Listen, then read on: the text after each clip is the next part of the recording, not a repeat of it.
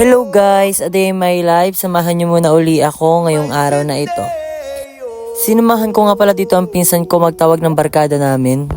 Bumili muna ako ng aking kakainin at ito ang aking mga binili. Syempre, kailangan busog tayo bago lumaot. Ngayon ipapunta na ako sa dagat. Inaantay lang namin dito ang service habang kumakain ako dyan.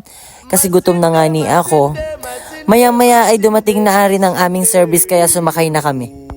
Ngayon ay umakit na kami ng pukutan at unti-unti na rin kami ditong umaalis. Syempre, pakyut muna ako dito.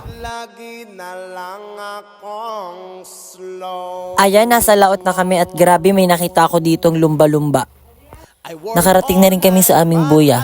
Nagsimula ng manisid para tingnan kung may nakakabit na isda. At lumipat kami dito sa aming kabilang buya.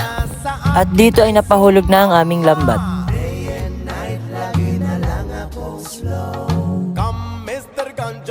At ito ang aming mga nahuli. At ganito nga pala ang aming ginagawa sa laot. At ito ang aming mga nahuling isda pa. 3 banyera sila.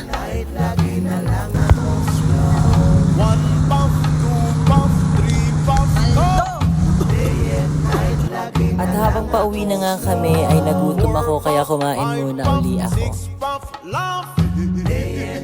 At ayan, pauwi na kami galing sa laot. At kung nakaabot ka sa part na to, pwede bang pa-like and share and follow na rin itong page ko. Thank you. At ito nga pala ang buhay namin mga mangingisda. Simple lang pero masaya.